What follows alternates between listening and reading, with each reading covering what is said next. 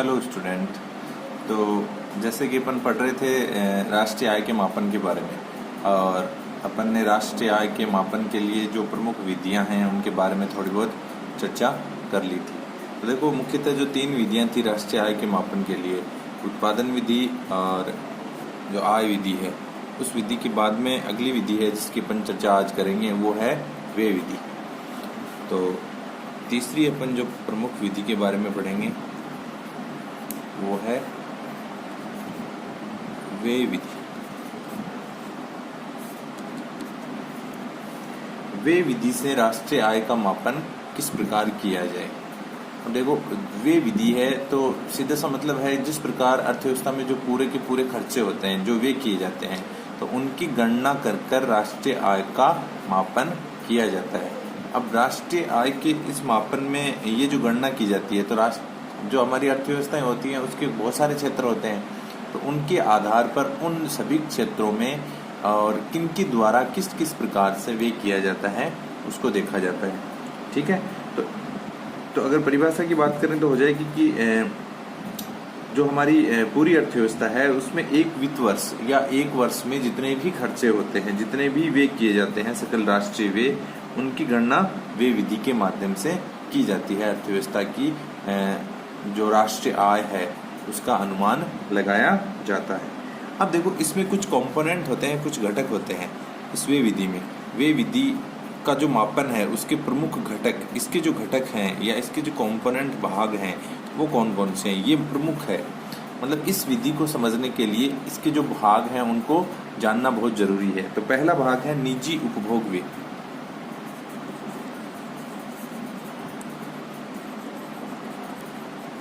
निजी उपभोग व्यय, तो निजी उपभोग व्यय, इसके बारे में विस्तृत चर्चा अपन बाद में करेंगे, पहले सारे जितने पार्ट हैं उनको लिख लेते हैं। दूसरा है निजी उपभोग व्यय के बाद में है विनियोग व्यय।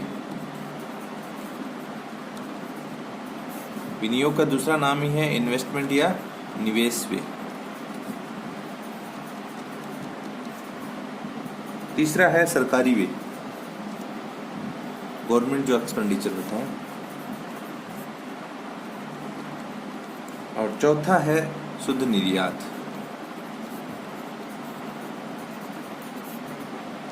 ये चारों जो पार्ट हैं, ये इन पे जो व्यय होता है या इन पे जो खर्च होता है उसके आधार पर ही व्यय विधि की सहायता से राष्ट्रीय आय का अनुमान लगाया जाता है।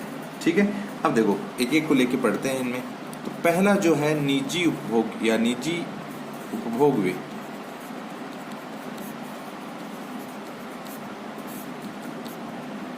निजी उपभोग व्यय का मतलब है जो हमारी जो अर्थव्यवस्था है उसमें व्यक्तियों के द्वारा या परिवारों के द्वारा जो भी अपने खुद के उपभोग पर जो खर्चा किया जाता है।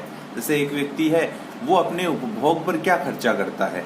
एक व्यक्ति है जैसे ग्रोसरी का सामान खरीदता है और भी बाकी के जहां भी वो क्या करता है, व्यय करता है, उन सारे व्ययों को क्या कर दिया जाता है। जैसे वो वस्तुओं को खरीदता है, भाई जो एक व्यक्ति है और वो एक पूरे साल में जितनी वस्तुओं का उपभोग करता है उन पे जो उसने खर्च किया उसका जो लेखा जोखा हो जाएगा। और वो जो सेवाएं काम में लेता है, एक वर्ष के भीतर जितनी भी सेवाओं का उपभोग करता है उन पे जो वे करता है, जैसे डॉक्टर की सेवाएं ली हैं उसने एक साल में, कितने डॉक्टर की सेवाएं ली, कितने इंजीनियर की सेवाएं ली हैं, कितने किसी टीचर की सेवाएं ली हैं, तो इन पे जितना भी वे होगा तो इसको भी क्या किया जाएगा, गणना की जाएगी। उसी प्रकार जैसे वो वस्तुओं पे वे करता है उसकी जो गणना की जाती है उस आधार पर।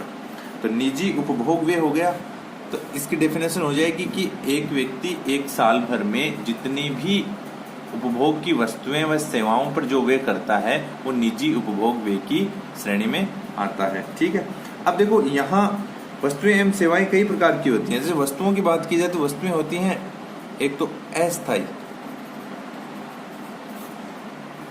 अस्थायी उपभोक्ता वस्तुएं,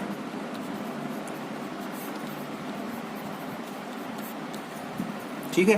दूसरी होती हैं टिकाऊ उपभोक्ता वस्तुएं,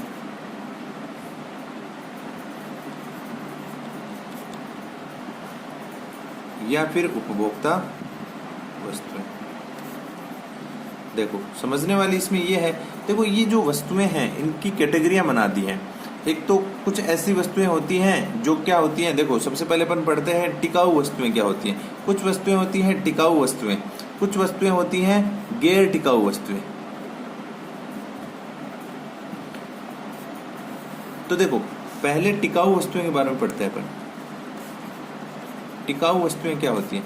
टिकाऊ वस्तुएं जैसे अपन बात करते हैं अपने जो उपभोग वस्तुएं होती हैं उनमें टिकाऊ वस्तुएं जैसे टीवी है, जैसे फ्रिज है, जैसे आपके कपड़े हैं, और भी बहुत सारी वस्तुएं। ये वस्तुएं क्या हैं? ये हैं टिकाऊ वस्तुएं। अब इसमें गैर टिकाऊ वस्तुएं क्या हैं? गैर टिकाऊ वस्तुएं जैसे खाना है, सब्जियां हैं, फल फ्रूट हैं, ये सारी जो वस्तुएं होती हैं ये गैर टिकाऊ होती हैं। देखो कहने का मतलब ये है कि इन वस्तुओं को, जो टिकाऊ वस्तुएं होती हैं, इनको आप लंबे समय तक क्या कर सकते हो? काम में ले सकते हो, इनका उपभोग कर सकते हो। परंतु जो गैर टिकाऊ वस्तुएं होती हैं इनकी अवधि, जो काम लेने की ड्यूरेबल अवधि है वो क्या होती है? बहुत कम होती है। इनको आप जल्दी ही काम में लेना होता है, वरना ये वस्तुएं क्या हो जाती हैं जल्दी, मतलब ये होती हैं शीघ्र नाशवान वस्तुएं और ये होती हैं लंबी अवधि तक काम में आने वाली वस्तुएं। तो ये वस्तुओं की अस्थायी उपभोक्ता वस्तुएं, एक होती हैं अस्थायी उपभोक्ता वस्तुएं। तो ये वो वस्तुएं होती हैं, मतलब अस्थायी रूप से व्यक्ति काम में लेता है, कभी कभार आमतौर पे काम में नहीं लेता है, ऐसी वस्तुएं होती है इस श्रेणी में। उपभोक्ता वस्तुएं वे वस्तुएं होती हैं जैसे व्यक्ति डेली ही काम में लेता है। बहुत सारी ऐसी वस्तुएं होती हैं जिनको आमतौर पे ही व्यक्ति क्या लेता है? काम में लेता रहता है, तो वो वस्तुएं होती हैं उपभोक्ता वस्तुओं की श्रेणी में आ जाती है। तो ये तो वस्तुओं के टाइप हो गए, कैसी कैसी वस्तुएं होती हैं। कुछ वस्तुएं होती हैं जो लंबे समय तक हमें संतुष्टि देती हैं, कुछ वस्तुएं ऐसी होती हैं जैसे आप एक स्कूटर रखते हो तो वो लंबे समय तक आपके काम में आता है, जबकि आप एक बर्गर खरीदते हो तो वो कम समय के लिए ही आपको संतुष्टि देता है। ठीक है, तो इस प्रकार वस्तुओं की श्रेणियां बना रखी हैं उनकी उपयोगिता के आधार पर। तो ये तो पहली बात हो गई निजी उपभोग व्यय। ये जो व्यय विधि है उसका पहला जो कंपोनेंट है वो है निजी उपभोग व्यय। दूसरा जो कंपोनेंट है वो है विनियोग या निवेश व्यय। विनियोग या निवेश व्यय, विनियोग या इन्वेस्टमेंट व्यय किसको कहते हैं? निवेश किस लिए किया जाता है? निवेश किया जाता है कि उत्पादन की जो प्रक्रिया होती है हमारी, उसमें और अधिक उत्पादन को बढ़ाने के लिए या फिर नया उत्पादन शुरू करने के लिए जो भी क्या किया जाता है? इन्वेस्टमेंट किया जाता है, उसको क्या कहते हैं?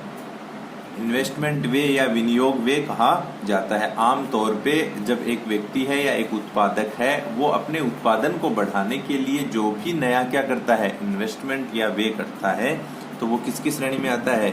निवेश व्यय।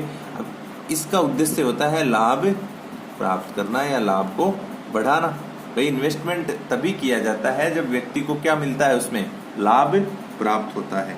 ठीक है, तो ये चार प्रकार से होते हैं, जो इन्वेस्टमेंट होते हैं वो चार प्रकार से होते हैं। व्यवसायिक स्थिर निवेश,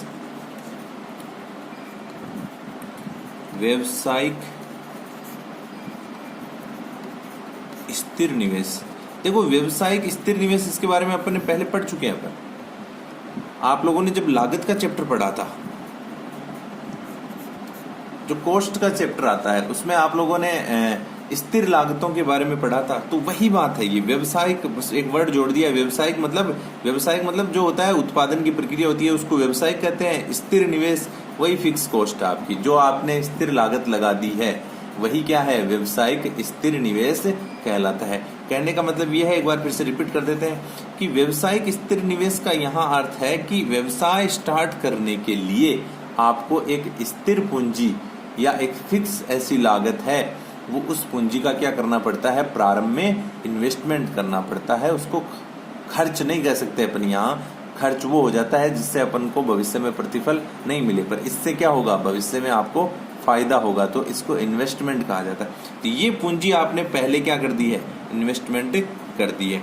तो व्यवसायिक स्थिर निवेश हो गया कि किसी भी व्यवसाय या किसी भी उत्पादन को स्टार्ट करने के लिए जो भी इन्वेस्टमेंट किया जाता है वो व्यवसायिक स्थिर इन्वेस्टमेंट हो गया। दूसरा है माल के भंडारों में निवेश।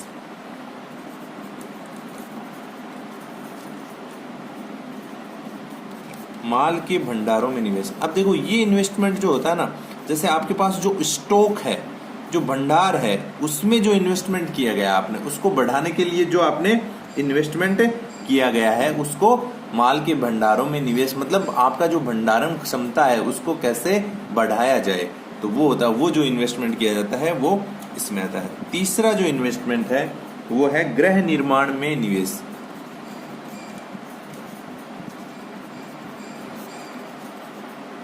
गृह निर्माण में निवेश,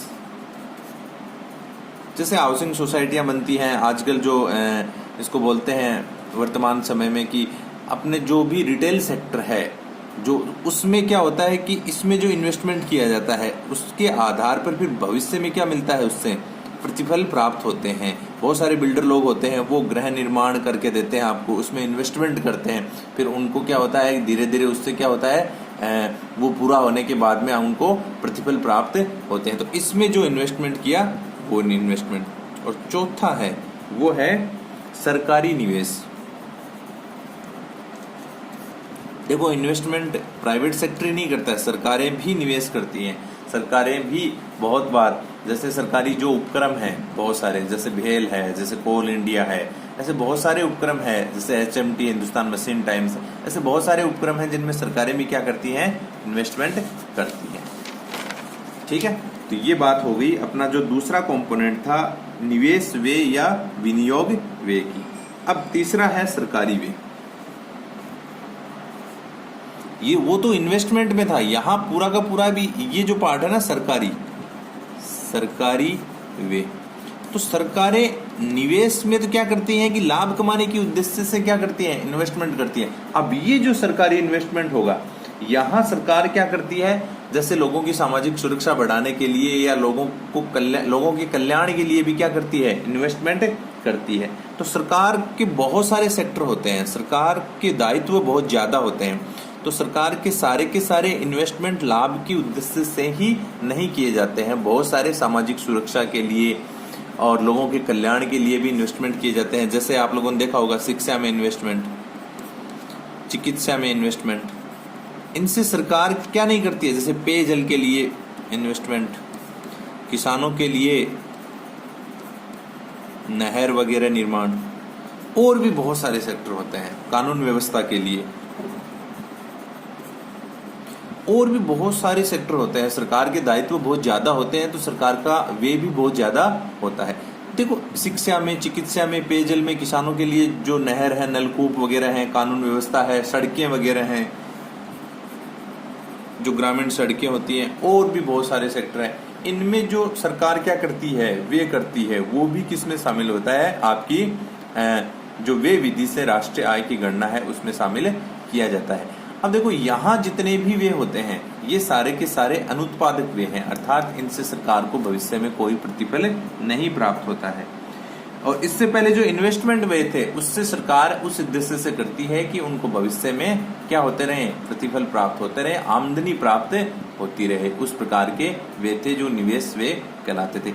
ये सारे के सारे व्यय हैं सरकारी व्यय, वो किसमें आते हैं, वो आते हैं सामाजिक सुरक्षा और लोगों के कल्याण का वेलफेयर के लिए जो भी इन्वेस्टमेंट किया जाता है वो इस श्रेणी में शामिल होता है। तो इसको भी क्या करते हैं, राष्ट्रीय आय में शामिल किया जाता है। बस इसमें एक चीज है कि जो हस्तांतरण भुगतान होते हैं, आपने पहले पढ़ा है स्थानांतरण, ट्रांसफर पेमेंट, स्थानांतरण भुगतान, उसको किसमें शामिल नहीं किया जाता है, उसको वे विधि से राष्ट्रीय आय की गणना में शामिल नहीं किया जाता है। जो ट्रांसफर पेमेंट होते हैं उनको शामिल नहीं किया जाता है, क्योंकि इनसे कोई उत्पादक कार्य नहीं हो रहा है। ठीक है, इसके अगले जो चौथा पॉइंट है शुद्ध निर्यात व्यय।